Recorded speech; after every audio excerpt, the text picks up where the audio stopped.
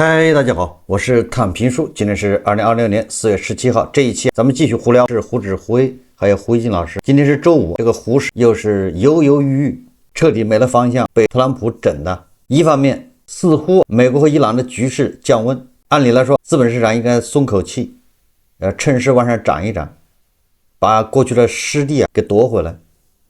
但是另外一方面，又要周末了。也不知道特朗普这个人这个周末要作什么妖，所以说市场就进入一个不死不活这么一个状态。A 股三大指数今日涨跌不一，截至收盘，上证指数跌 0.1%， 深圳成指涨 0.6%， 创业板指数涨 1.43%， 北证50涨 4.77%， 沪指微跌，其他都在涨，尤其是创业板还创了11年的新高。当然了，创业板主要是几个大股票在涨，什么宁德时代，什么中继续创，就是一些大市值的股票，就让我想起了很多年前创业板只要涨，那一定是乐视网在涨。很多年前乐视网是创业板的标杆，是白马股，所以大家还是要小心一点。成交额 2.45 万亿，说多吧不多，说少吧也可以，成交量还是相对来说比较清淡，这个也凸显金融消费者小心翼翼，不敢加仓也不敢减仓。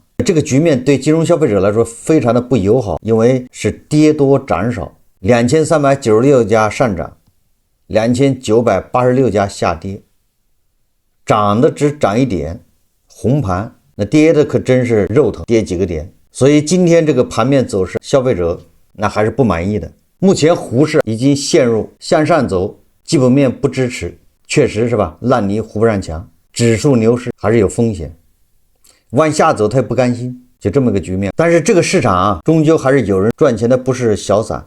今天晚上有一则传言，当然这些都是传言，不一定是真的。传北京某头部量化一个月光发工资就要发3个亿，那当然这钱肯定是在量化从二级市场赚的，你不赚钱的怎么可能发工资呢？一个月发工资要发3个亿，而一般的量化公司大公司量化员工一般的也就200个人，不超过200人。你要按人均算，人均15万一个月，一年就18万，180万，200万，这还不算绩效什么，不算什么利润什么分红什么之类的，只是工资。我想这个也不是空穴来风，因为去年很多量化的收益都是 60%、80% 收益，那今年恐怕行情比去年还好一点，有波动，波动越大量化越赚钱，所以今年的量化收益恐怕更好。这前3个月你想一个月发工资就3个亿，这钱谁出的呢？昨天咱们节目反复这个强调的吧，昨天有新闻，中东的土豪是不是给钱投资中国的量化基金？为啥呢？因为割韭菜太容易了，连中东的土豪都闻讯而来，此处人傻钱多。昨天咱们说了，量化是要赚钱的，国家队要赚钱，社保基金要赚钱，大股东要赚钱，上市公司还要募集资金。我就想知道这钱都是谁出的？难道真的这钱是印出来的吗？这钱是靠上市公司去赚的利润吗？分红？我也不知道这钱谁出的。总有人认为自己能够拼得过国家队，还能拼得过社保基金，还能拼得过这些量化，还能把大股东玩弄于股掌之上，这是什么样的人？所以说不要执迷不悟，咱们也不能一棍子全部打死，一竿子打倒一船人。就是胡适真正值得投资的股票很少，真正能投资的股票它也不涨，天天阴跌，这种股票凤毛麟角的，是异类，大部分都是吹牛讲故事忽悠散户。这里面就说到这个，有一个上市公司叫永辉超市，4月16日晚，永辉超市发布2025年年度报告，期内公司实现营业收入535亿元，同比下降 21%， 跟去年比营业收入下降 21%， 规模净利润亏损 25.5 亿元，跟去年比多亏了11个亿，营业额下降 21%， 亏损加大11个亿。这就是永辉超市胖改了几年？改了2年不止了。永辉超市他给出个理由，为什么亏损加大了？公告显示，业绩下滑主要受门店结构调整影响。2025年，永辉对284家门店进行深度调改，就是所谓的胖改，模仿网红超市。284家已经改完了，同时关闭381家不符合战略定位的尾部门店，门店数量净减少，致使整体营收有所下滑。不要紧，到现在为止，永辉还拿不出这个每个门店调改完之后到底怎么样，他还是把这些报表这数字混到一起，让你看不出来。早在2年前是吧，他调改的时候我就说了，他就是在资本市场讲故事，就是割韭菜。大家去看一下他股价表现，当时放出这个消息的时候就连着2个还是3个涨停，也不知道多少散户追进去的。我都说了，这就是在资本市场割韭菜。调改好了，你现在已经改2年了，284家改了，你要总体上看亏损加大。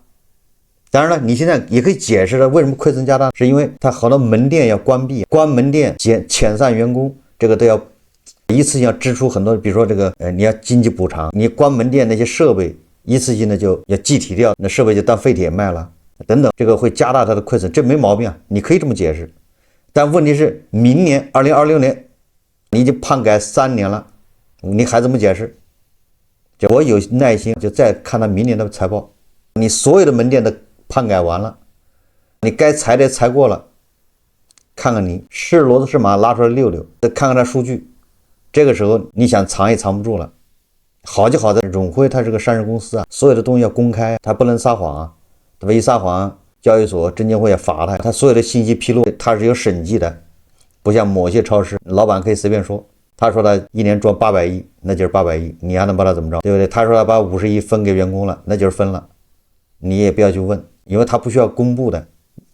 永辉不行，永辉他的财报每个项目他披露的，你要感兴趣，我不感兴趣，我不喜欢去研究这个太细的。如果大家感兴趣，你可以上叫巨潮网，你去搜永辉超市，或者输他的股票代码，你就能查到他的公司的公告，他公告里面他就有财务报表，那财务报表非常详细，你可以下载，里面每一项都有，你可以下载。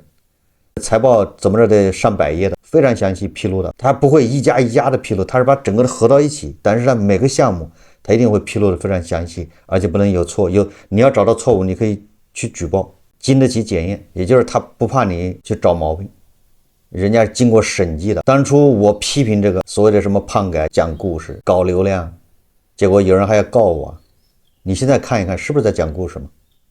拿数据说话，2年过去了，这个永辉赚钱了吗？改成功了吗？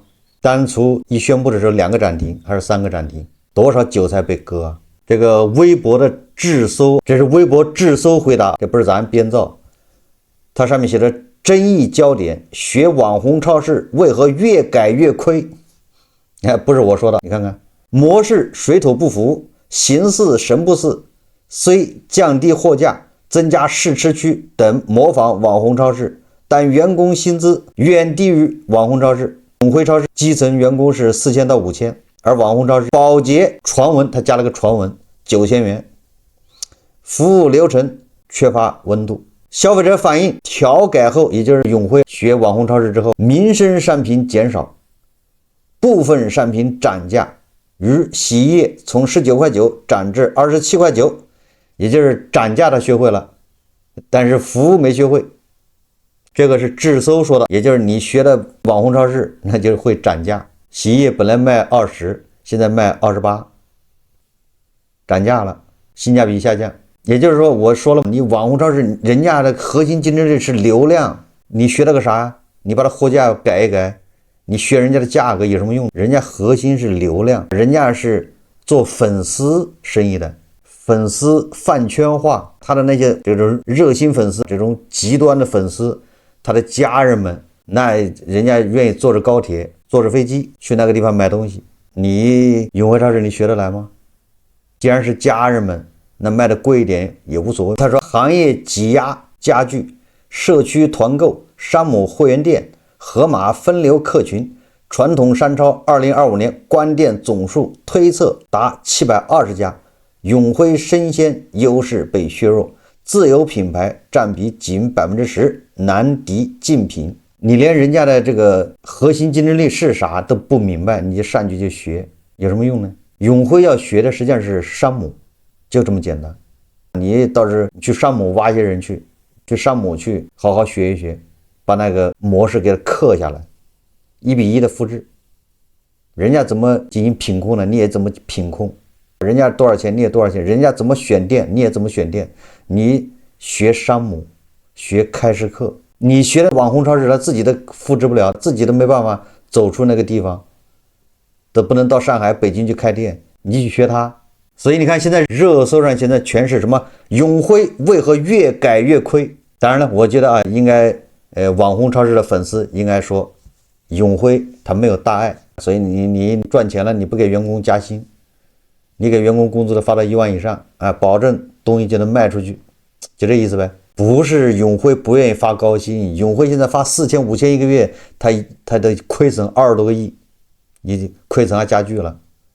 永辉第一个他没搞明白这是流量生意，你人家核心竞争力一是流量，你搞不了流量，因为你全国各地都有店。第二个，人家是非上市公司，想怎么说怎么说，你这是透明的，你敢乱说吗？你敢说你的清洁工一个月1万一个月，你敢说吗？敢说人家真敢去问，人家真敢去调查，你这虚假陈述，那到时候罚你可不轻。你给员工发多少钱，这个叫薪酬，这一栏那都是精确的分的，你知道吧？几分钱都给你精确出来，有审计公司去审计的。你想胡说可以，但是人家网红超市不需要的，对不对？他想怎么说怎么说。一会儿说一年是200天假，一会儿说180天假，反正他想怎么说。一会儿说员工去日本，一会儿说去高管去欧洲，那你能把他怎么着？但你永辉能这么操作吗？刚才已经说过了，你今年还可以说25年很多店是刚改的，没关系。我们看26年年报，26年你差不多有的店都已经改了3年了，你最后一批店也全改了，你全都是网红超市模式，看看到时候失落的神马拉出来溜溜。永辉超市不是说没前途，不是说没有希望了，我倒是希望永辉超市能振作起来，但是你路走错了，你标的选错了，你应该是对标山姆，就这么简单，这就是我的观点。我们再看看胡锡进老师，这胡锡进老师发自肺腑的居然希望停战，一改1个月前那种好斗的攻击，那种要把美的这个航母给它干沉，把美国拖在中东陷入泥潭不能自拔，这大家还记得吧？现在完全变了，开始呼唤和平了，不知道是不是这个朗哥打不下去了。胡锡进老师在1个月前是不能接受说伊朗要和谈，那都是谎言，那都是假的。现在他已经承认了啊，伊朗是迫于要停火。胡锡进老师转发了一个风景图片，他说这是老胡一位朋友在阿曼朋友，就是他朋友的一个在中东的一个阿曼的一个朋友，今天早上从阿曼方向拍的霍尔木兹海峡，当今世界的风暴眼竟是如此美丽，看得老胡甚至有点感动。这个世界如果没有战争该是多好。也就是说，美伊战争的起源到底哪儿？表面上看是特朗普跟内塔尼亚胡头脑发热，一下把这个哈梅内伊给送走了，发动战争。你往前推，去年12日战争，你表面上看是美国以色列的事，但实际上就中东这点事，到底谁在那儿搞事？这就是很多盘不理解的地方。盘一说那肯定是美的侵略，如果伊朗无辜，那中东那么多国家都应该向着伊朗才对，同情伊朗。但事实上你看有一个国家伊朗吗？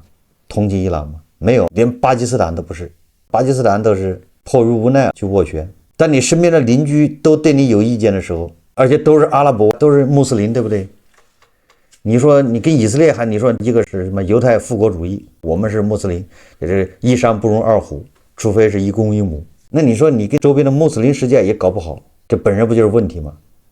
这么多年一直是让以色列去死，让美国去死，这都无所谓，你就光喊一喊也无所谓。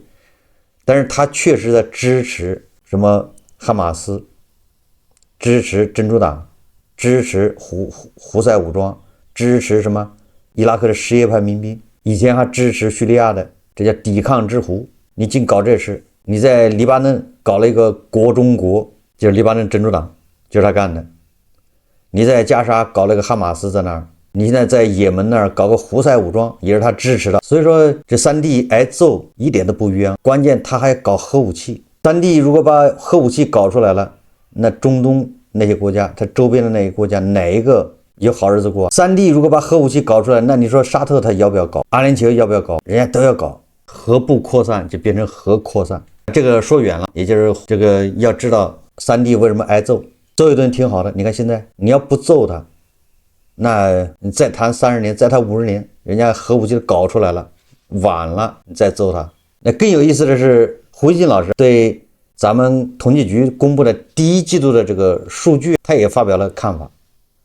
他这看法就让人啼笑皆非，你就知道胡锡进老师他对中国经济的理解是如此的肤浅，也不是我批评，真的是很肤浅。他首先肯定亮点，这个跟咱们一样，今年第1季度还有一些数字看着还是不错的，出口、贸易、外贸 GDP 是5%。胡锡进老师说，他说第1季度中国经济增长超预期，达到5.0%，未受伊朗战争影响。老胡真是高兴，这个说明他也说错了，伊朗战争是有影响的。3月份的外贸出口是下降幅度比较大，就是受伊朗战争影响，因为伊朗战争就是2月28号才打，只影响3月份，所以说胡锡进老师得出个结论是未受伊朗战争影响，所以他这个人脑子不是特别清醒。宏观经济形势看好，国家韧性强大，最终会转化为全体人民的福利。这个咱们前面一个节目说了，对不对？宏观数字非常漂亮，但是微观我们每个人的感受自己知道。但是胡锡进老师感受不到，这是正常，因为胡锡进老师他的退休金没有变化，他自媒体收入也没有变化，完了这个他还代言了沃尔沃，收入还多了，所以他这个幸福感、自豪感就上去了，这没毛病。但是他不能用他自己，对不对？来代替广大的牛马和韭菜。胡锡进老师一个人好了，他就认为这个全国牛马都好了。其实 GDP 本身就非什么独立存在的东西，它实为对国家经济形势的一种算法和描述。现在整个世界都在为中国能源来源多元化以及全球首屈一指的电气化而惊叹。老胡也为国家很骄傲。他前面这些其实没什么好说的，因为这个都是他是与生俱来的，他是骨子里面这种宣传。但是后面老奴斗胆建议，就这个意思了。开始前面是表扬，后面老奴斗胆进言。我感觉这画面感就有了。胡锡进老师话锋一转，说老胡注意到内需的贡献率提高了，市场销售有所加快，但跟外贸的高比例增长相比，居民消费还是弱了些，内需不够强劲。这个近年来最突出的问题受到国家高度重视，但解决它仍然处在很不容易的进程中。大家得学一学胡锡进老师讲话，胡锡进老师提建议他都是顺着提的，都是你看最近内需内销市场都有所加快，但是还是不够好，就这意思。虽然国家在这块高度重视，但是这还是处在不容易的过程中。你看看非常委婉的，就老奴斗胆建议，或者老奴冒死建议，居民消费虽然涨了，但是跟我们外贸高增长一比，我们居民消费这块还是稍微弱一点。你看看这一下赵家人一听，对吧？本来想一大耳光子呼过去的，后来一听这么一说，好像还可以，挺受用的。胡锡进老师下面就开始提建议了，斗胆提建议了，顺毛驴嘛。他说提升消费最根本的办法是增加劳动者收入。你看这没毛病，这说的就特别的好。怎么提高劳动者收入呢？再追一步，再进一步，那就是扩大就业，提升工作的品质，又没毛病。你看层层递进，层层收入，这说的都特别好。后面还他边提建议还边拍马屁，就边这不他怕人翻脸。你看看活脱脱的，大家也有画面感，就感觉他在给领导提建议的时候还在察言观色，看领导有没有脸色有没有变，对吧？没变他就继续往里说，脸色一变他马上就要说回来，知道吧？就要开始拍马屁了。他说这个从方方面面的信息我们都能看到政府在为此加倍努力。你看提点建议赶紧拍拍马屁，不要让人家炸锅了。我和大家一样认为政府在这方面无论多努力都是应该的。你看两边说，我跟牛马和网友都一样的，政府在这块怎么努力都是应该的。这胡锡进老师后面又来了，他同时我也认为增加百姓收入，扩大消费，这不光是政策的问题，它应当是全社会的运动。每一个机构都应当在确保机构核心利益的前提下，尽量不裁减员工，尽量提薪而不降薪，尽量少让员工做不产生真实效益的加班，多为员工休息并参与消费提供时间。社会要减少内卷，这会策应增加消费。我说胡锡进老师开始犯糊涂了吧？他把大家，他前面说的都挺对的，他后面这么一说，实际上他话锋一转，把大家收入上不去，大家感觉到累，大家焦虑，这一屎盆子就扣到了企业和单位的头上，你没发现吗？你看每个机构应当在确保机构核心利益的前提下不裁员工，尽量提薪而不降薪，少加班，也就是不要做无效益的加班，不要形式主义，要多给员工放假，让员工去参与消费，社会要减少内转，这会策应增加消费。也就是胡锦老师潜台词就是现在社会为什么大家内卷，大家累，大家工资在下降，都是单位那些企业，他们在降薪，他们裁员，完了之后还要求你加班，加了班也没用，收入也没增加，也没有什么成果，这都是这些企业干的，不就这意思吗？说国家用政策推动这种减少，社会各机构包括我们个人也要有这样的意识，形成有利于提高工作效率，减少内耗的道德呼唤。胡锦老师把大家的内卷，大家这个焦虑，大家找不到工作，大家收入下降，他把矛头一转到是企业造成的。我说实话，我也搞过企业，对吧？我也当过老板，我也当过职业经理人，高级打工仔。没有一个企业说效益好的时候愿意裁员，愿意去给大家降薪。企业都这样，企业一旦赚点钱就都愿意。为啥？就说明胡锦老师他虽然当过《环球时报》的总编，但是他还是没搞过企业。所有的企业，哪怕你是给老板打工的，你是总经理，你今年只要效益好一点，那总经理一定是想办法，他的建议要给大家要加薪，要给大家发奖金。为什么？这也不是我的钱，对不对？今年我们多赚了，就应该给大家多发，明年才有人听我的，对吧？这不都是作为一个职业经理人，作为一个高级打工仔，那肯定是拿老板的钱去收买人心。那既然今年收益好了，今年效益高了，那肯定拿着这个的请功。谁没事要降薪？你裁员降薪，你这个总经理在那还干得下去吗？人家都说你这人不咋地，来了我们收入就降了。所以说胡锦老师他没有个企业管理经验，他认为大家收入下降，大家没工作，都是因为这企业干坏事干的。企业什么时候降薪裁员了？他是混不下去了。今年到10月份一看，今年全年的目标完不成，你指望着最后2个月爆发是吗？大家心里都有数。那就开始10月份他就开始公司管理层就开始形成一个统一的声音了。什么声音？总经理会把财务总监、人力资源总监、各个业务线的副总叫来开会，这今年任务能不能完成？完不成怎么办？第一个财务总监就会提建议，那今年钱不够那绩效就别发了。明年怎么办？那人力资源总监他就会提建议，不行，咱把人裁一裁，太多了，明年更完不成任务。你怎么向董事会交代？董事会怎么向股东大会交代？那应对之策那只能是裁员，因为效益不好，那怎么办？绝大部分都是这种情况，极少部分像美国、像甲骨文、像什么亚马逊，他们裁员是为了节约成本，把这钱扔到这个什么算力上去。这种在国内少，也不能说没有，但是非常少。往往做这种决定的都是高级打工仔，都是职业经理人，他们给老板汇报都是这么汇报。你作为一个高级打工仔，你只有为员工谋福利加薪了，你才好意思，你跟老板说你也要加薪。你下面副总、总监、员工的都涨薪了，或者总经理没涨薪吗？也不合适，是吧？也得涨。所以说你这总经理就为下面谋福利的时候，实际上也为自己谋福利。所以说胡锦他把矛盾为员工收入下降、员工被裁、员工焦虑，那都是公司导致的，那最后就是盘嘛，这就认为这是资本导致的，不就一个道理吗？都是资本坏吗？实际上胡锦老师他应该指出，我们这个社会就像一个机器，这个机器它油耗太大，污染还严重，但功率也就那么大，它不经济。就像我们老说买个日本车一样的，日本车为什么？日本车经济它的油耗低，对不对？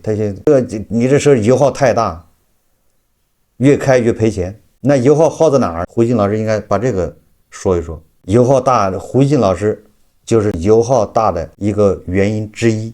因为这个社会这个机器要完全运转，还要拉着胡锦老师这样的人，他们退休金太高，这就是他是原因之一。你的退休金是谁发？是现在的牛马他们交的这些社保，而这些牛马现在他交的社保越多，他的公司为他支出的人员成本就越高，人员成本越高，那公司本来的就不赚钱，对吧？那他只能把它裁掉一个或者2个，那怎么办？这只是胡锦老师只是一个原因，那还有很多的，比如说花7个亿修一个什么3农基地，结果那也不是什么3农基地，是干部疗养基地，干部的宿舍。那你说你就这么消耗牛马韭菜，他能有好日子过吗？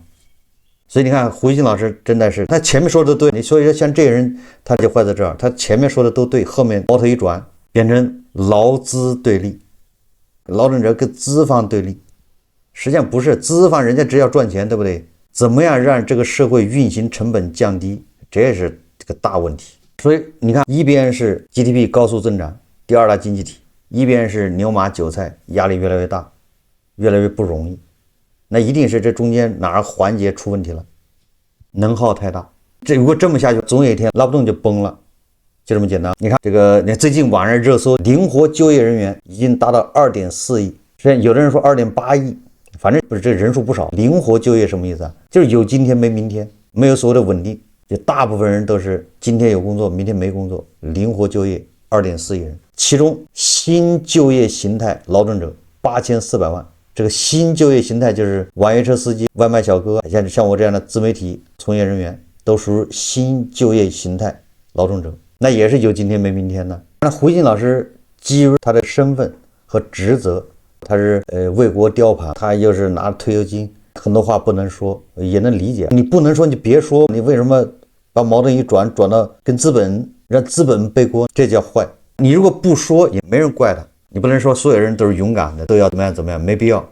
但是你这样把矛头一转成黑锅让资本来背啊，不仅解决不了问题，对吧？还掩盖了问题。好，这期节目我们就聊到这里，感谢大家收看。如果喜欢我的节目，欢迎订阅转发，也可以在下方留言评论，谢谢大家。